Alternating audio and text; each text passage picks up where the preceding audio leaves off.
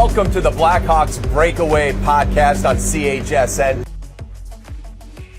With Charlie Roumeliotis from WGN Radio, I am Pat Boyle, and here we are. Preseason is in the books. The Blackhawks open up against the Utah Hockey Club on Tuesday night in Salt Lake City. Let's put a bow on what we saw in the preseason. 1-5, they win their finale in Milwaukee on Saturday night with mostly a Rockford team. What was your takeaway from the preseason games that we saw? Yeah, first of all, good to be back with you. Good to be back I'm with excited to get this journey going with you again.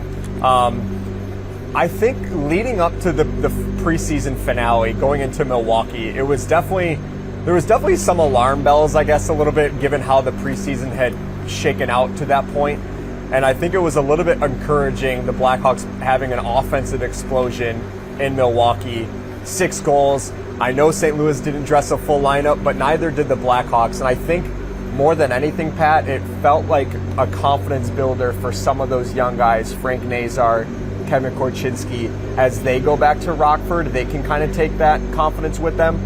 As far as the Blackhawks' perspective, going into opening night, they didn't really dress a full lineup. You know, even some of the dress rehearsals that they did have, Alec Martinez didn't play, like TJ Brody was hit or miss, you know, so it wasn't really a full lineup. So they are going to go into Utah, you know, kind of needing to flip the switch a little bit.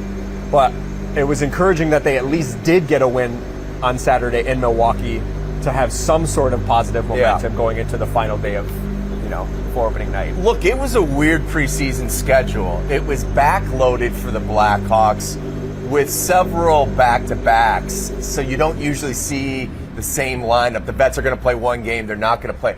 And you didn't have the benefit of a lot of practices after games to build upon what had happened the night before, because they were playing another game with a different set of players. So the question of, can we flip the switch, or do we need to flip the switch? That was posed to Seth Jones on Friday night after the Hawks' 5th loss of the preseason. Here's what Seth had to say. No, you don't flip switches. We have to. Well, we're going to need to, actually, this time. But it's going to be a hostile environment in Utah. We need to be ready to play. 60 minutes hard. Sometimes we got to do the things that we don't want to do, the non-flashy things, get some dirty goals, some rebound goals, some tip goals into our game, instead of trying to rush chances and turn the pucks over and it's down our throat. So from Seth Jones' perspective, look, he's been here now a few years, and scoring has been a problem for this team. It was a problem in the preseason. Yes, they went out and got some veteran presence to add both on the back end and in the forwards positions. But this was a preseason that we saw a lot of the issues kind of that we had seen throughout last year. Sure. I think that's why it was a little bit concerning seeing the preseason. It's not the fact that they went 0-5 prior to the Milwaukee game. It was the way they were losing, especially those 2 games against Minnesota, both in Minnesota and then at the United Center. It was Minnesota's top guys producing, the Blackhawks' top guys being held in check, and then there wasn't really any secondary scoring at all. So I think that's where the concerns had started, and you were kind of like, okay, is this going to be another year where the Blackhawks are really struggling to score? And like you mentioned, they did bring in some help, Teuvo Teravainen, Tyler Bertuzzi. They brought in some guys on the back end to sort of shore up the defense just a little bit, so it wasn't so much pressure on guys like Peter Mrazek and Laurent Brossoit to kind of mask a lot of the flaws, which they probably will be asked to do this year. But I think that's the one area of concern for me. They're probably going to give up a lot of goals, but I think this year with the additions that they did make, it feels like they need to take the next step on offense, and I'm just not sure what the ceiling is for this group. The other thing too is how a set of players approaches preseason. Veterans, they know that they're going to have a job on this team. It's just a matter of which line, which D pairing. They're trying to get their bodies ready to go. You've got some young players who were tweeners between Rockford and whether or not they were going to stick with the main club. They're trying to make a good impression. So they're approaching games maybe a little bit differently. And I think that youthful enthusiasm, we saw that Saturday night in Milwaukee, because it was a bunch of young players that we're going to see, start primarily, most of them in Rockford coming up here in a week or so. And afterwards, after the victory, Connor Bedard said it was that enthusiasm. A lot of guys were fired up to play on Saturday night, and that translated on the ice. Here's Connor. I think we were pretty frustrated with kind of how preseason's gone so far, and no matter what it is, losing isn't fun, and we wanted to just end it off on a good note and try to do the right things as much as we could, and we could see the success when we did that. Yeah, I think like Don was saying, I think we just had a lot of fun today. Like, we had a lot of young guys and guys that are excited to play and excited for that opportunity. Not to say other guys aren't, but I think that's the thing. We just went out there with positive mindset and really just enjoyed it. I think we were just having fun, laughing in the room. It was light enough, I think, but we went out there and did a job. But I think that's kind of what I'll take away from tonight, maybe. And as you mentioned, it was huge just to get some building block of confidence. Even though many of those players are going to be starting in the AHL. Yeah, no question. And that was definitely a game in Milwaukee where St. Louis also brought a lot of their young guys. What's funny is, so we've been at the prospect showcases the last 3 years. The first one was here in Chicago. The next one was in Minnesota, which was last year Connor Bedard's first unofficial game with the Blackhawks. And then this year it was in St. Louis. And it feels like all three of those, anytime those three Minnesota, St. Louis, Chicago, they get together for those prospect showcases, it always turns out to be extremely chippy games. And so when I saw Connor getting into it with Zach Bolduc, I'm like, oh, this is what happened in the prospect showcase like 2 weeks ago or 3 weeks ago. I remember that name being a guy that was mixing it up. So no surprise that we kind of had a carryover effect. I know Connor didn't play in that game specifically, but a lot of other guys did, and so I'm not surprised that it was a little chippy between those two. Let's get into that Bedard-Bolduc engagement on the ice. It started at one end of the ice, and it continued to the blue line at the other end of the ice. It looked like 98 was really perturbed and was tired of taking it, and I think it was not just your stinky glove, let me show that I'm going to bring some physicality. I think he was ready to throw if he had to. Here's the thing. One, they were going at it all night. So, like, that wasn't just third period, things are getting away. Like, Connor didn't like the, whatever the slat. Like, they were going at it all night. Here's what I will say about this. I appreciate where Connor's mentality is. Like, last year, it was opening night. Remember when it was in Boston when Brad Marchand was kind of like trying to get under his skin on the bench, and Connor was just kind of let it roll off his shoulders. Over time, he like started to push back a little bit, but it wasn't until this preseason where we're like, Connor's actually really giving it back. It was Joel Eriksson-Ek versus Minnesota where Connor had that little dust up near the bench, and he pushed back, and then obviously the Zach Bolduc. So here's what I will say. I brought this up on the post-game show after Saturday's game.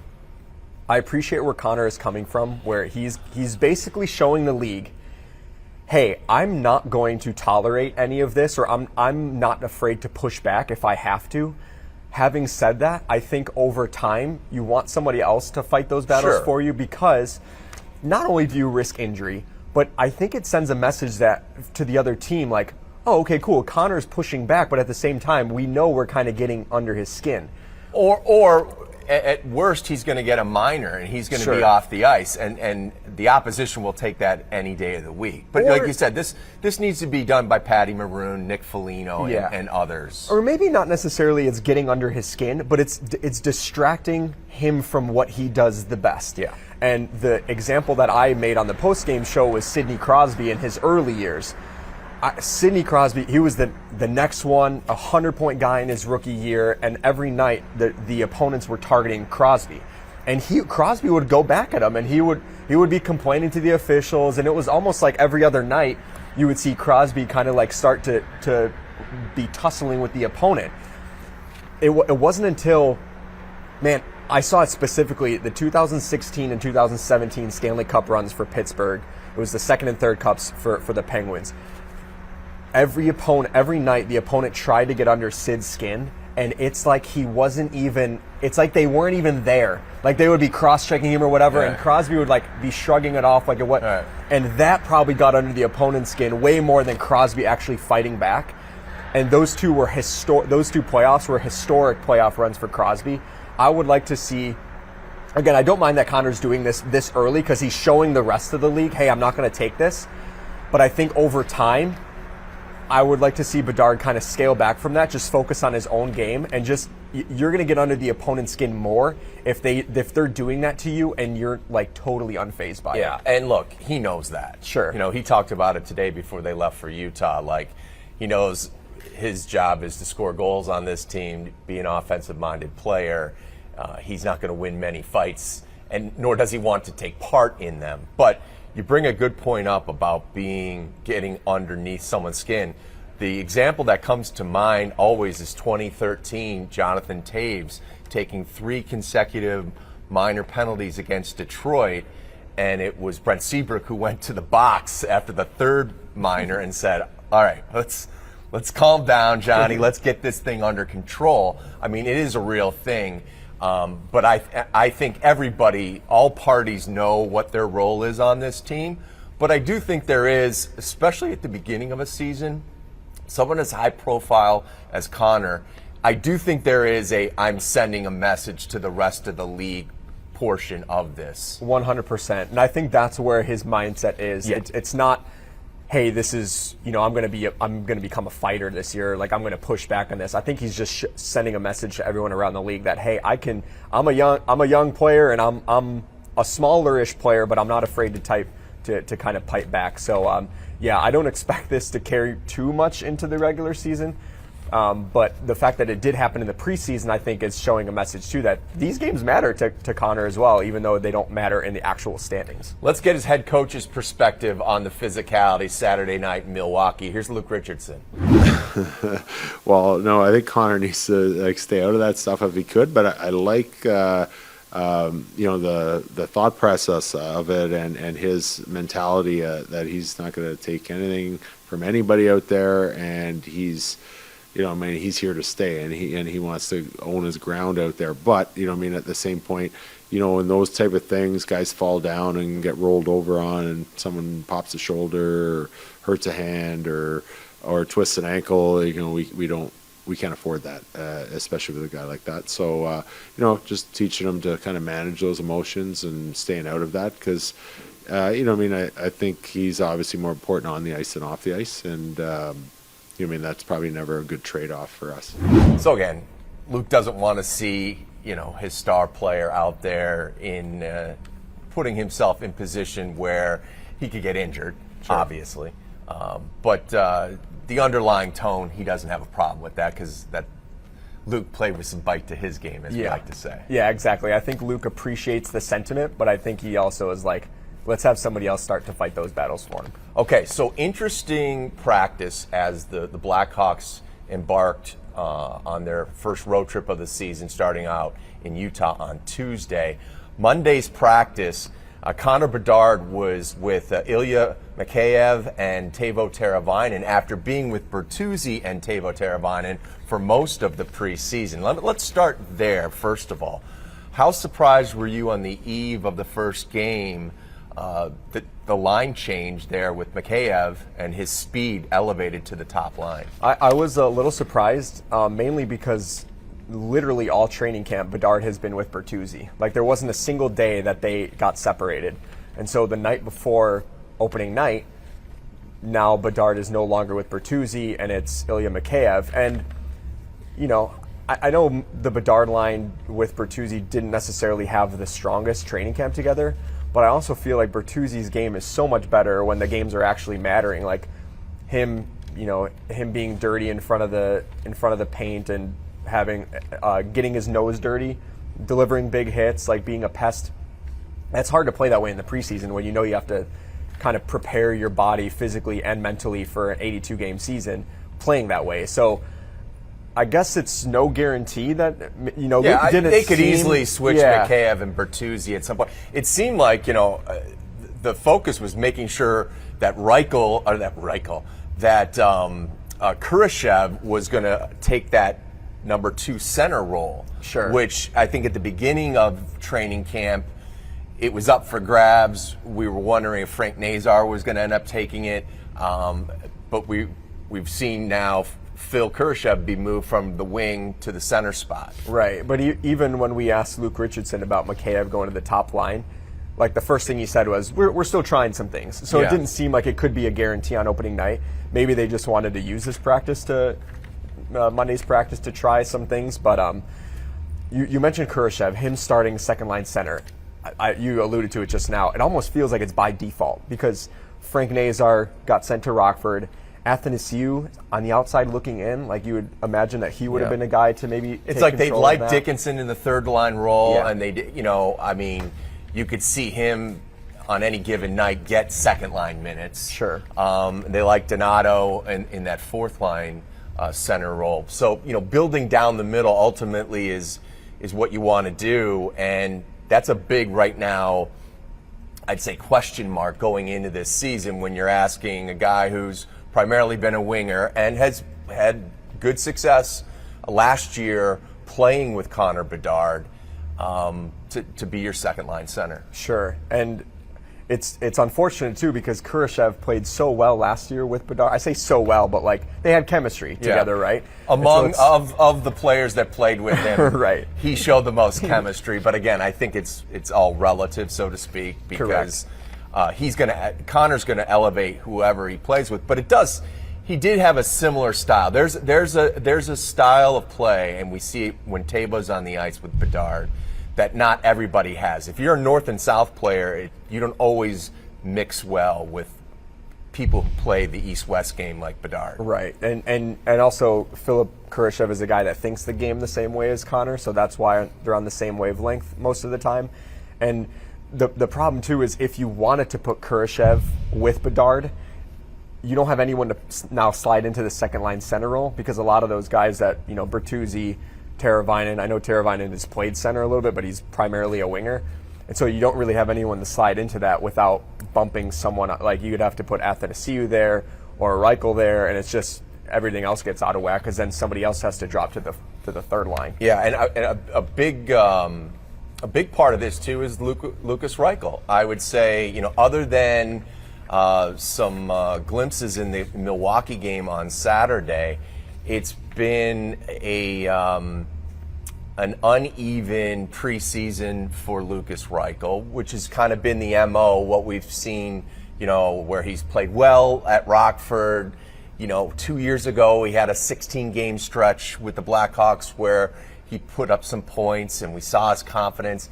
But last year was a disappointment, and it was a very underwhelming preseason so far for Lucas Reichel, so much so that it looks like he will be on the outside looking in and not in the starting lineup Tuesday in Salt Lake City. Yeah, so it's funny because we went into training camp and Reichel was obviously one of the guys that we were kind of focusing in on, like where is he going to play, what's his confidence level look like, and the first few scrimmages, like I was watching training camp and the scrimmages, I'm like he didn't pop in the scrimmages, but I'm like he looks more confident than when he finished last season. Okay, so that was like a positive.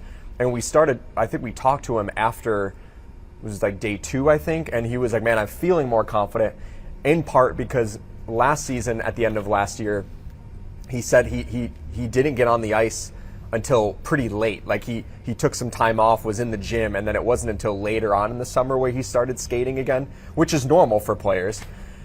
This year, he said, I think he took a 2 weeks off vacation, then he was a week in the gym, and then it was like 3 weeks, like the third week or the fourth week after, he was back on the ice. And so he felt that confidence already to start working on his game, but it just has not translated on the ice yet to preseason games.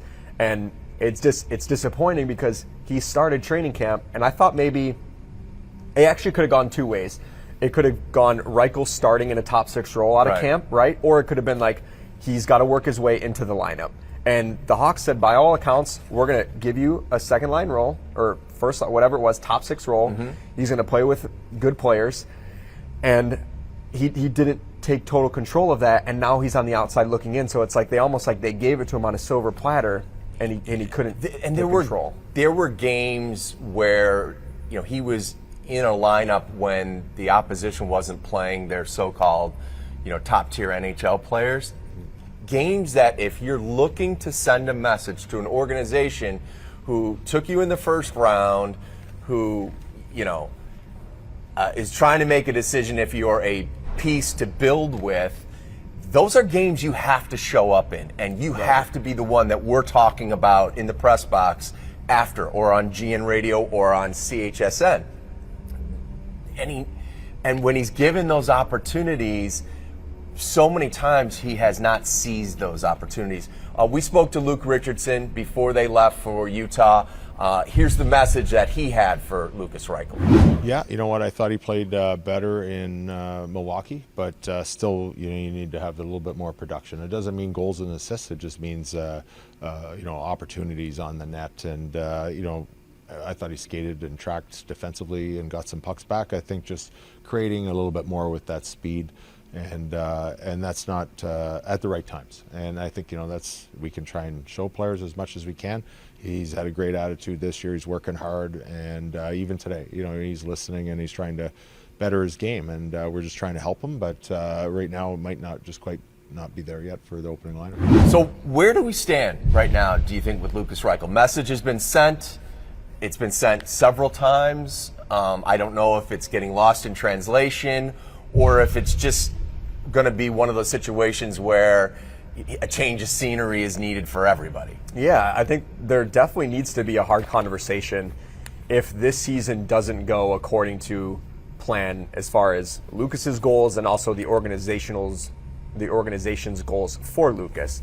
Like, you have to start exploring the possibility of, is he going to be a long-term piece of the Blackhawks puzzle? And that's hard because that's a first-round pick by the Blackhawks. It should be noted he was drafted by the previous regime, so there is that to the equation. But it's unfortunate because the Blackhawks desperately need scoring this year, and it's like they're almost like praying that Lukas can be a guy that can help them get to, if he can score 20 goals and get 40 to 50 points, just something, some production out of him.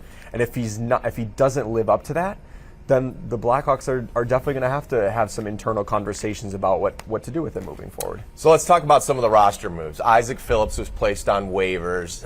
He passed through waivers, so he will, start the season in Rockford, as well as Frank Nazar and Kevin Korchinski. I watched the Every Shift episode that just went live last week on the YouTube page and on the Blackhawks app, and there was some dialogue at the end of that episode of what's the best idea of should you start Kevin in Rockford if that's where he's going to probably land early on, and the thought process is, get him in. It's already going to be a shock to the hockey system that after being on,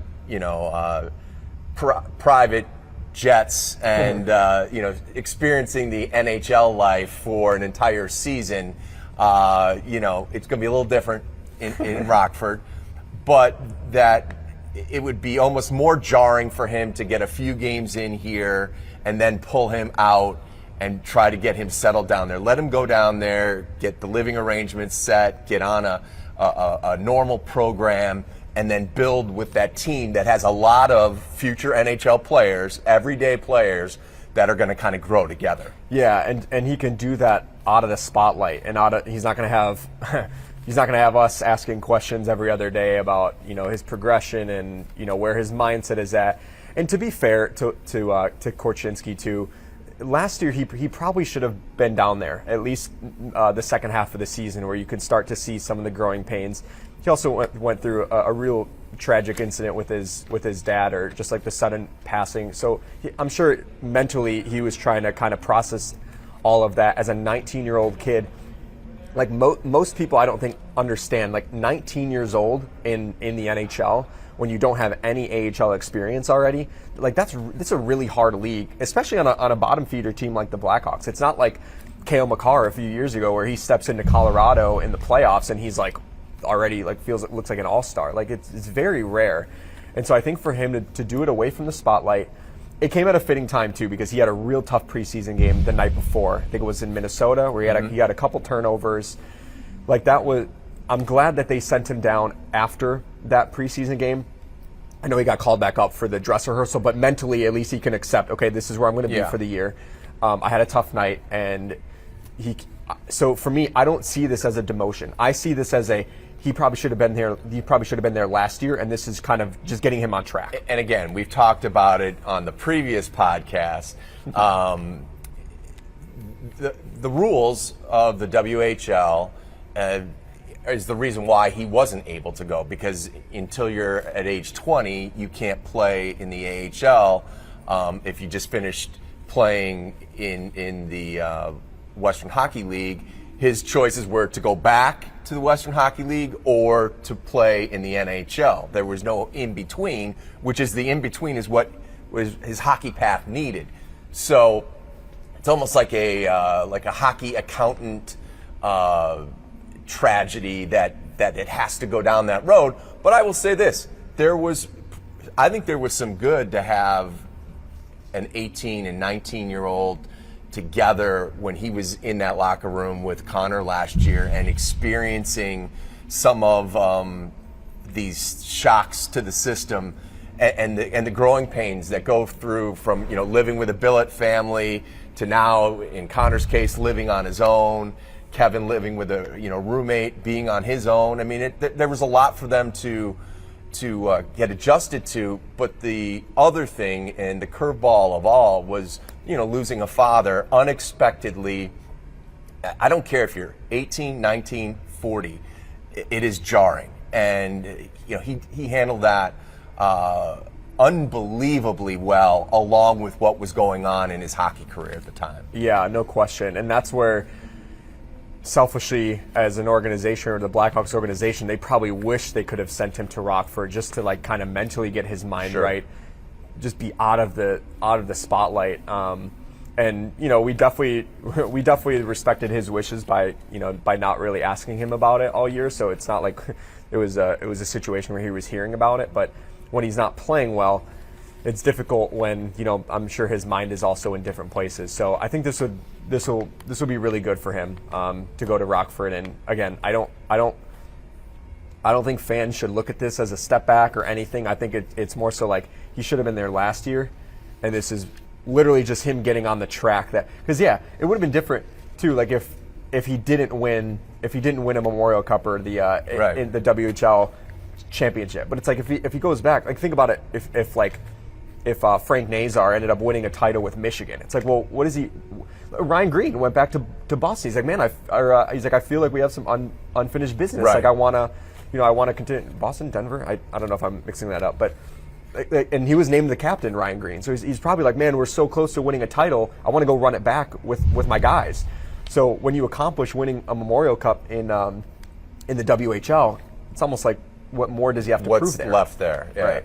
And so the path that he will take is one that Alex Vlasic took, is spending time in the AHL, playing in all situations, and honing in on the systems that are going to be asked of you in the National Hockey League, getting bigger physically, which I did see.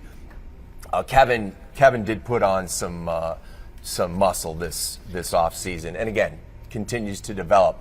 Hey, one of the storylines coming into camp was Nick Foligno being named the 35th captain in franchise history.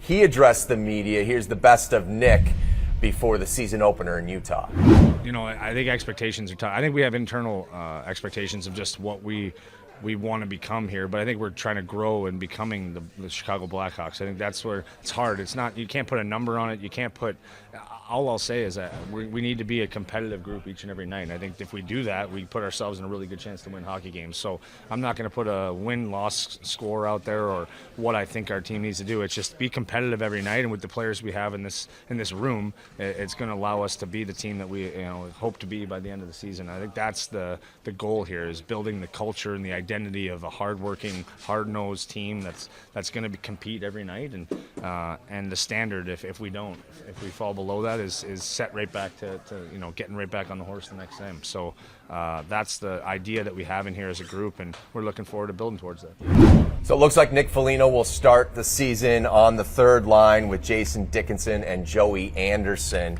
A common theme last year when the Hawks were struggling would be Nick addressing the media on the road or at home and saying, we talked about, there's unacceptable efforts, and there were a few of those last year. When this team hits some adversity this year, how do you expect the room to handle it? And will it be different than last year because of the veterans that have been added?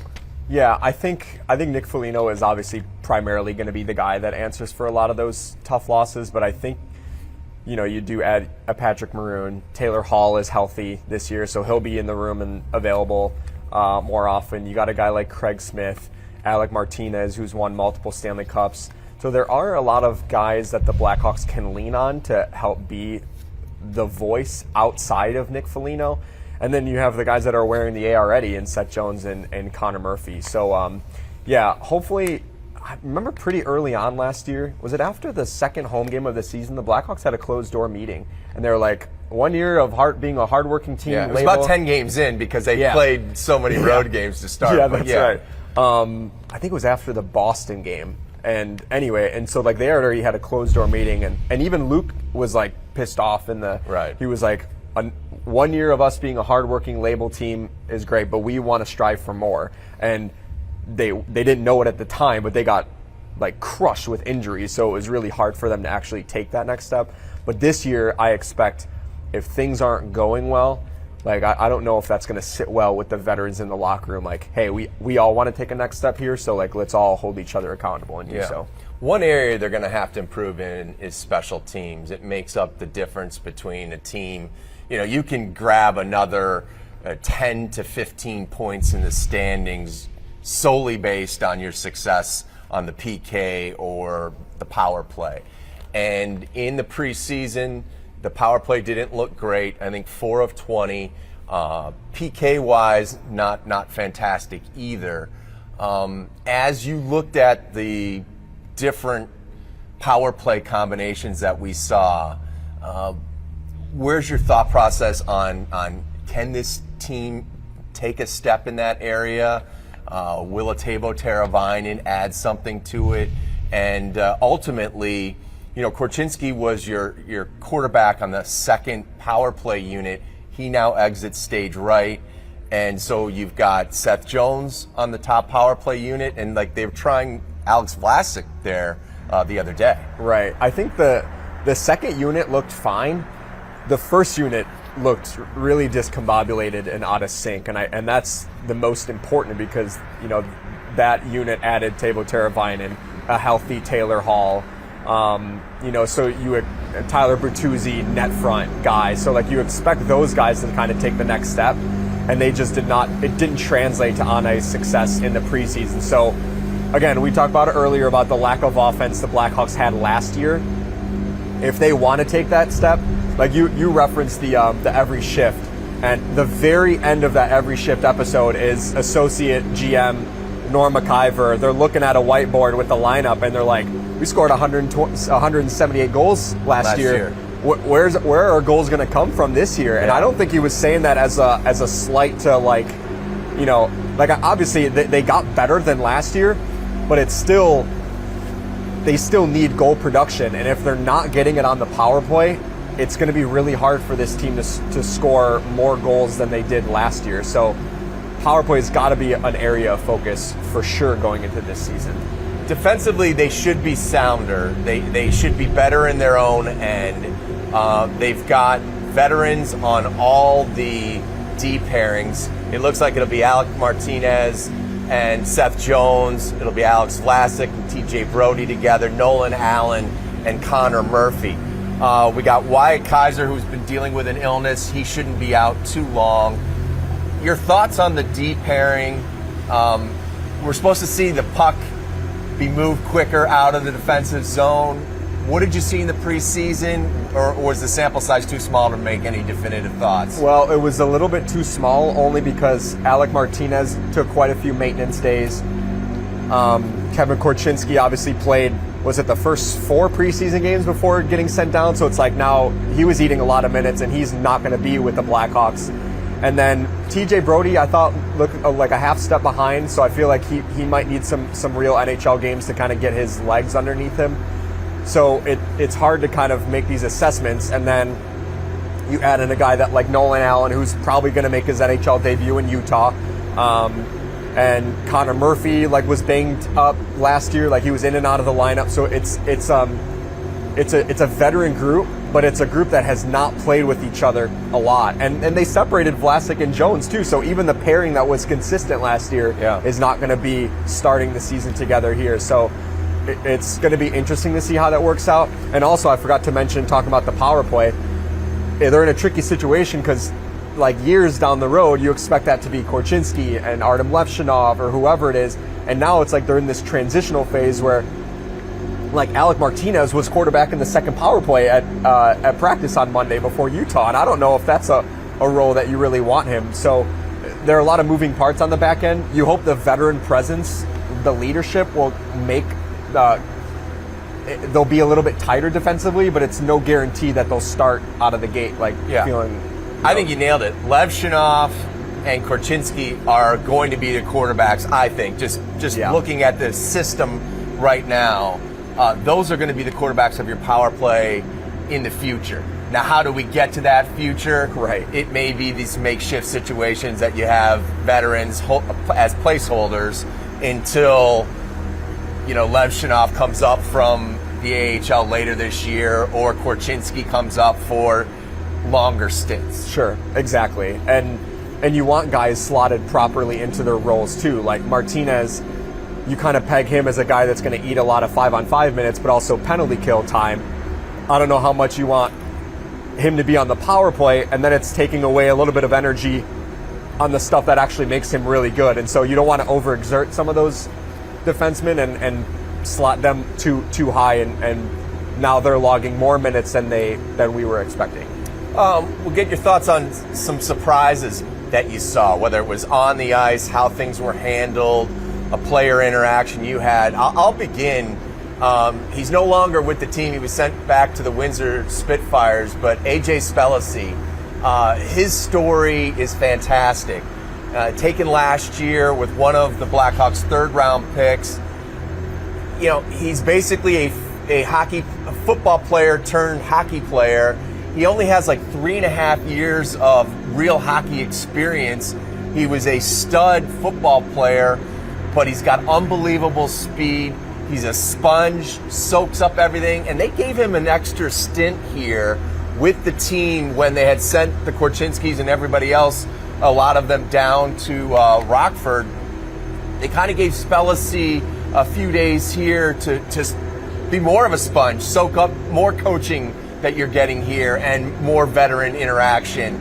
I think he's going to be, he was one of those high risk, high reward type of picks because he didn't have a huge sample size. I think his hockey journey is one that I'm intrigued with. Absolutely. And it's almost like I had to go back and check at the beginning of training camp, and I was like, did I read this correctly? He was the third-round pick? I thought maybe he was a second, but I forgot the Blackhawks did not have a second-round pick, so it's man, they really, I don't want to say they got a steal in the third round, but his package, and if he ends up turning into what his ceiling could be, we might be looking at this player years down the road and being like, man, what a find that was for the Blackhawks. And I actually think it started with the prospect showcase in St. Louis. He was probably one of the 2-3 best players in that first game. The second game he wasn't as noticeable, but it was the back-to-back, and guys are still trying to. They went 5 months without playing a real game.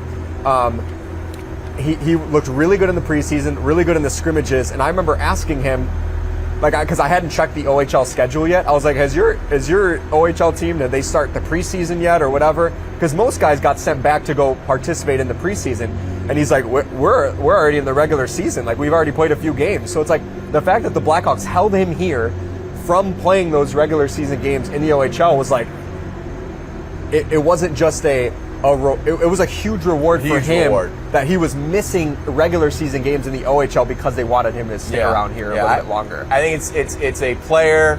Keep him on your radar. I don't know how much you're going to be watching OHL highlights, but he's with the Windsor Spitfires, and I think he's going to be here sooner rather than later, and I think he's going to be a fun player to watch. And I will say this too. So the dual sport athlete, him bouncing around from football to hockey,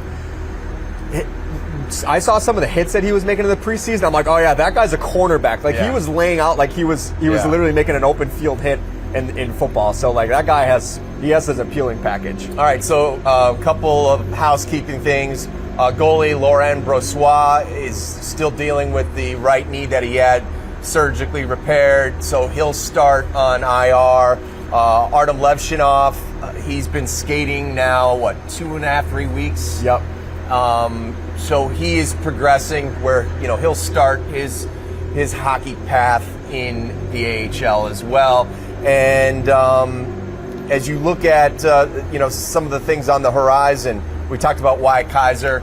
You think he should be back somewhat soon? Yeah, I think he'll probably return towards the end of the road trip. I think they do have Edmonton, I think, on that Saturday or whatever it is, so that would be a tough matchup to get thrown into, but good to see him out on the ice after kind of a little bit of a health scare. He's going to start the season on injured reserve, but at least he's back with the team skating and he's traveling with the team. So the fact that they sent Isaac Phillips on waivers made it was a pretty good indication that Wyatt is going to be ready to go. So that's good. We'll see Peter Mrazek in the crease Tuesday night, and Arvid Soderblom will end up being the backup now until Brossoit is ready to go. Soderblom, what did you think of his I liked preseason? him. He had a solid preseason. He played in 2 full games. The first one, I think he stopped 29 of 31 shots, so he had like a 929 save percentage. And then the Milwaukee game, he was great too. He didn't face as many high quality chances in Milwaukee, but that's a good first step for him. They have one back-to-back on this road trip, so I imagine he's going to get one of the games.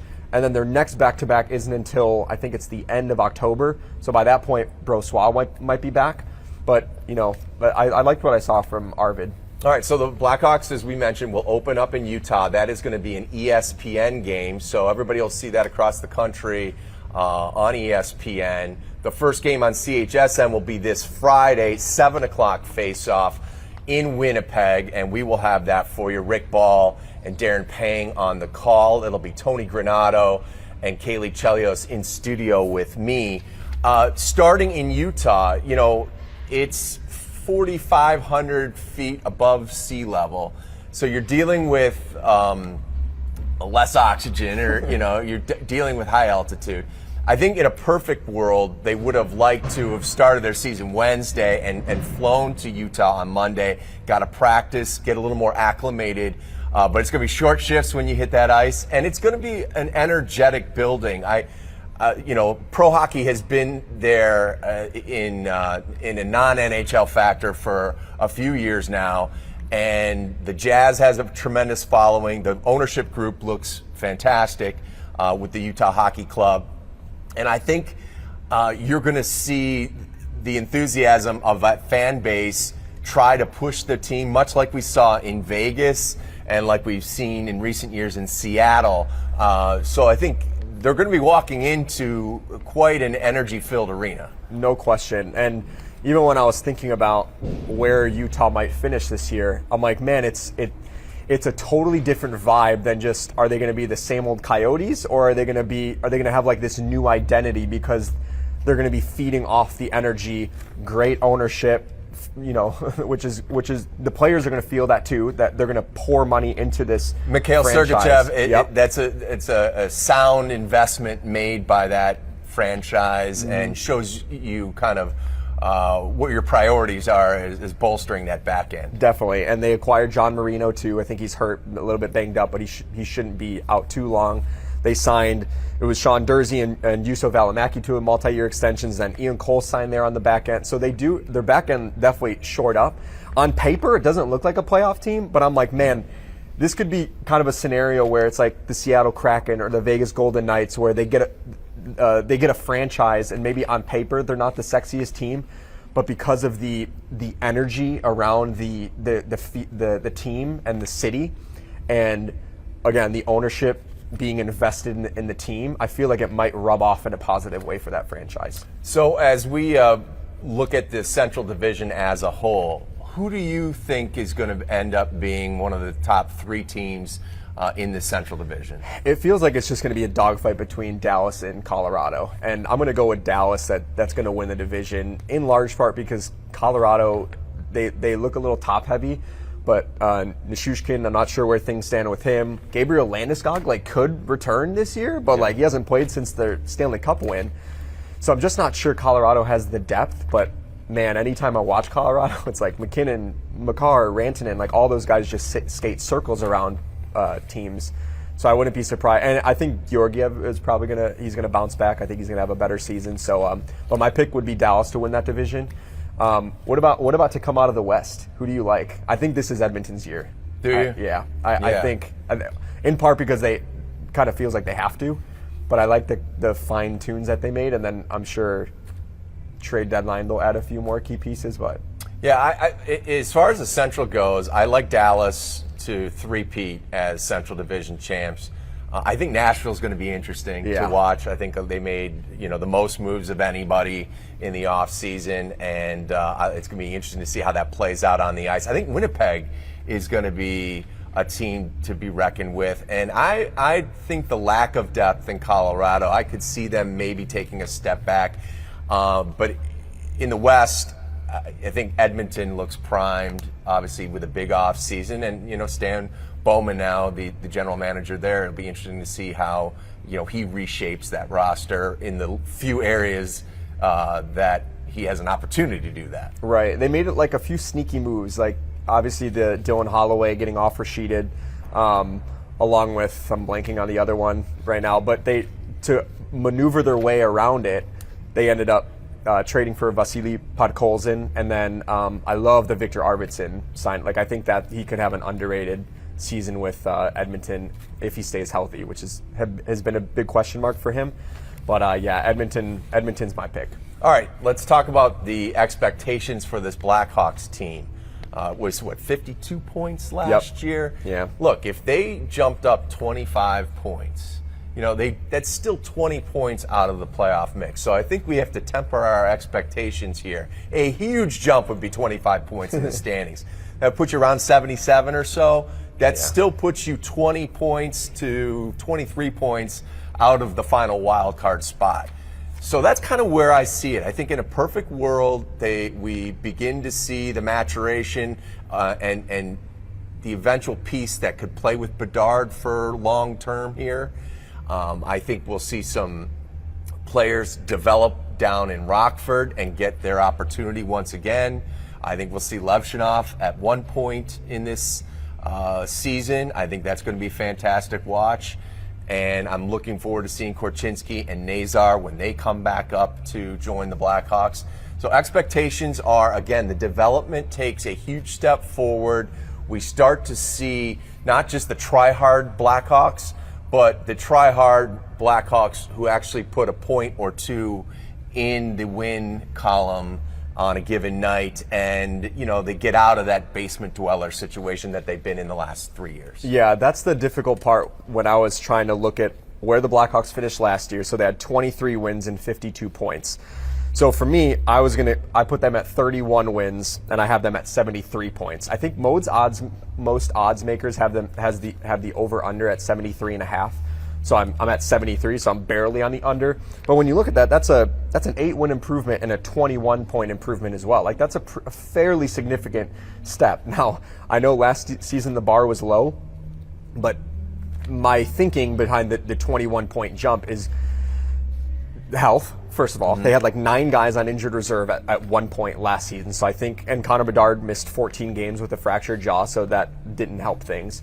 But I think also the addition of Laurent Brossoit as the backup goaltender, the Hawks didn't get much contribution from their backup goaltender last season. And so I think adding Brossoit at least keeps them in the mix for those 30-ish games that he's going to play. And so I think that's where the, I was looking at the like the biggest jump in Blackhawks history, and I think it's like 37 points or something like that. So for me to go from 52 to 73, that's a 21-point jump. That's fairly significant. The problem is 73 points would finish 5th worst in the NHL last year. So it's a big jump points wise, but it's still like you have to take another significant leap after that to actually get inside like the playoff race. So it's standings wise, it feels like they're still going to be hovering near the bottom, but they are going to make, in my eyes, I think they're going to make like a 21-point improvement. All right, let's give a Connor Bedard prediction. Give me the point total, goal total that you expect to see this year. Okay, so last year, 35 goals. Last season, 22 goals, 39 assists in 68 games. So if you project that over the course of an 82-game season, that would be 26 goals, 47 assists, for 73 points. I think that's like right where his over-under was. Wait, 36 goals, right? It would be 26 goals. 26 goals? Yeah. Okay. So 26 goals, 47 assists, 73 points. So this year, I think he's going to hit 35 goals. I say 51 assists, and I give him 86 points in 82 games. And it seems a little low because last year I gave him 84 points, so it feels like maybe in that same area. My part of my concern is the Hawks' first line didn't wow me as much as I thought they would in the preseason. Neither did the power play. So where are those points coming from? Yeah, exactly. So where are the points coming from? But I still think I was looking at Austin Matthews. He scored 40 goals as a rookie, and I think he had like 37 year 2. Now, granted, it was only like 60 games in that era, but Toronto was a much better team than the Blackhawks. So I think 35 goals would actually be like a pretty good accomplishment for Connor, sure. And 86 points, so above a point per game player. So I think he will score over 30 goals. So I have him in that mid-30 range. I have him topping the 90-point plateau. Okay. I think 92, 93, 94 points, somewhere in there, well over a point per game player. And where that's going to come from, hopefully Teuvo Teravainen, and we'll see how Mikheyev starts out with him. I think Bertuzzi will spend a lot of time with him this year. I don't think Taylor Hall will spend as much time as maybe we thought we would see last year before Taylor got hurt. So it was a few days into training camp. We asked Connor, do you have any internal goals for yourself? And he's like, yes, but I would never tell you them. Right. What do you think those internal goals are? Like, do you think he's like, do you think in his mind he can like hit 50 goals and 100 points? Or like, us that seems like a far fetch, but to him, like, I don't know what a realistic goal is for him, or if he's like one of those freak athletes that he's like, no, I think I can score 50 and 100. So an area that I think he's really going to be noticeably different is playing away from the puck. And I think he's going to up his takeaway numbers significantly. I think back to the Tampa game and the Florida Panther game last year on that road trip where he had takeaways and turned them into goals and slick moves. I mean, he's so talented with his stick that he can, and we see it on the offensive side, but we're going to start to see it more on the defensive side. And I think he is going to elevate his takeaway totals. I'm sure he's got different metrics that he looks at, but I think he compares himself to the elite players in the league, and he expects to be in those kind of conversations. So I think they're extremely high and lofty expectations. Yeah, like saying 90 points feels like if he hits 40 goals and 90 points, like to me I'd be like, wow, that's a great year. Fantastic. But in his mind, he's probably striving for 50 and 100 because he feels like he's in that upper echelon players, or the upper echelon of the league. So yeah, I was just curious to see like where you think that number is in his mind.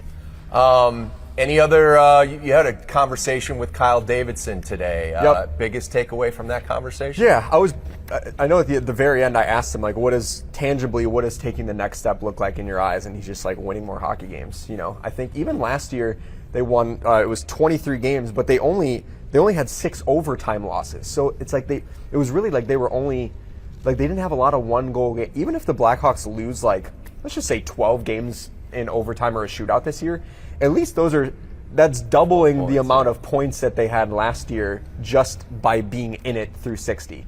So, yeah, they want to improve in the win total too, but even just kind of being a little bit more competitive in the losses, I think will go a long way for this Blackhawks team. That's going to do it for the maiden voyage of the Blackhawks Breakaway podcast on CHSN. For Charlie Roumeliotis, I'm Pat Boyle. We'll catch you next time.